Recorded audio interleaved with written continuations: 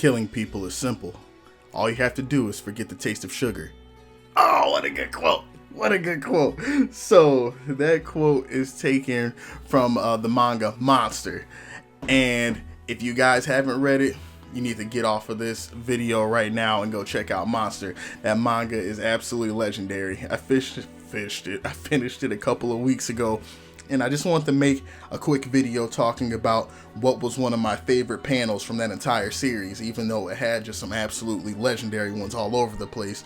And just like Vagabond, I know this is going to be a series that I end up talking about a whole lot.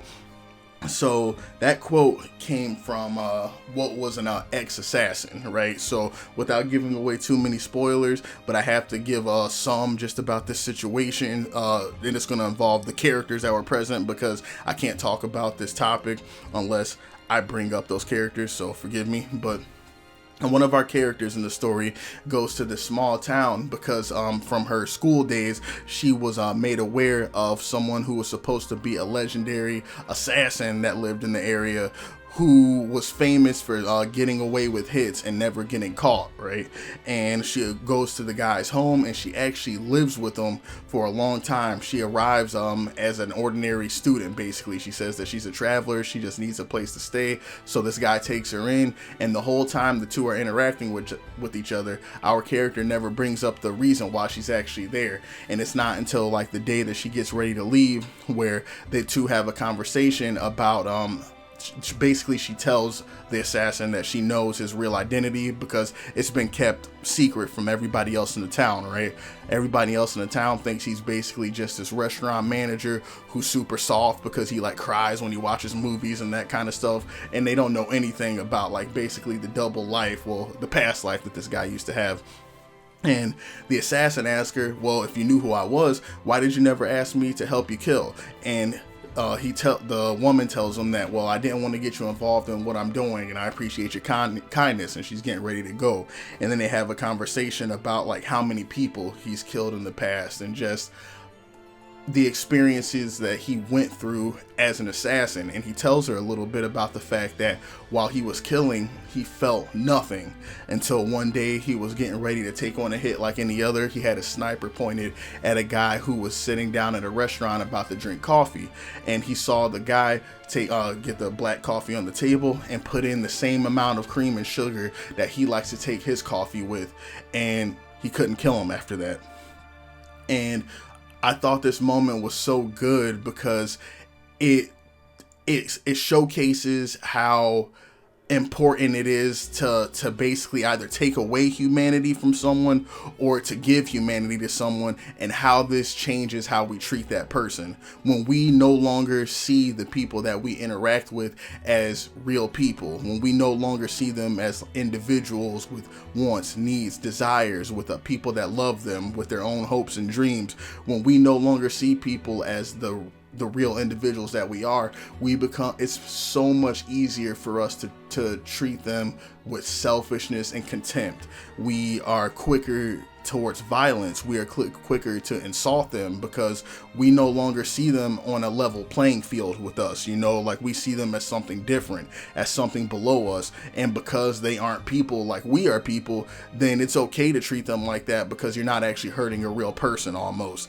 Even if this isn't expressly thought in someone's head, even if this isn't what is expressly said, it's what happens in order for us to commit some of the most heinous crimes and acts that we do against others. And especially when we're talking about something as significant as murder, the assassin basically showcased how he had to detach himself from the acts that he was committing and depersonalize these people that he was about to act upon, because if you don't, then think about the inner turmoil that leads to all of the guilt that is directed towards self when you really contemplate and process the life that you just took.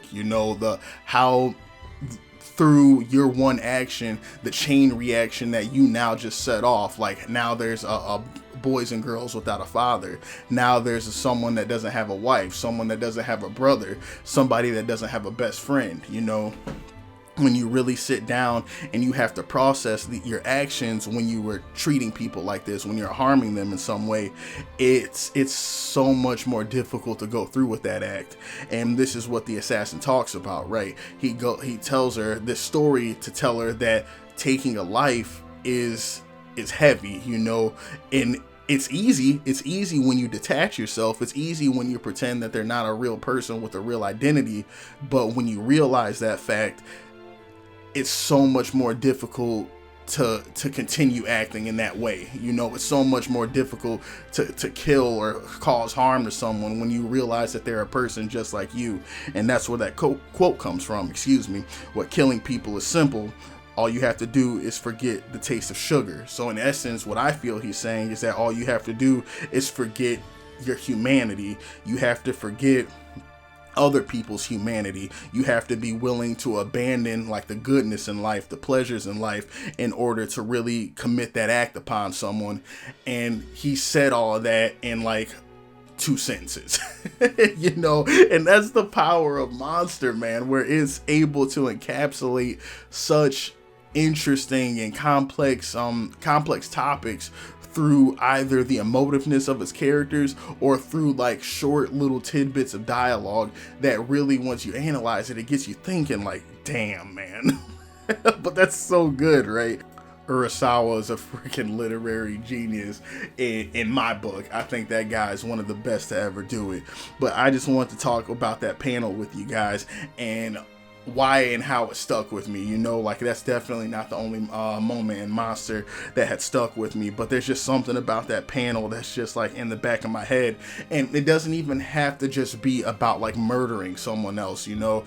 It can be things like objectification. This is a entirely separate video I want to make. Is over the manga Inside Mari, and it has a lot of good things to say when it comes to like gender identity, objectification of both men and women, and how when you depersonalize or dehumanize others, you're able to treat and use them as either just a sexual object or this figment that you created in your head, you know.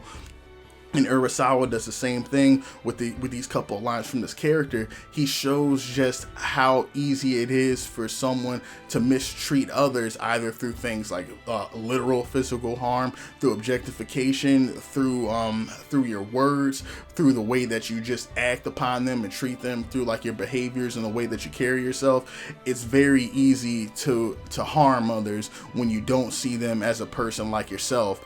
And that's why this is such a significant principle to keep in mind. You know, it's important to keep in mind the fact that whenever you're interacting with somebody else, always remember that I'm interacting with another human being. You know, I can't I don't have the right to do just whatever I want to, because this other person isn't a plaything. You know, they're not a toy. They're not put on this earth to do my bidding. Like, they have their own will and desires, and I have to respect that.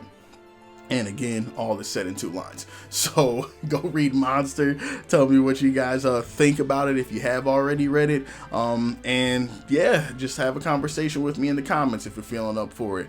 As always, I appreciate you guys taking the time to watch the video, and I'll talk to you guys in the next one.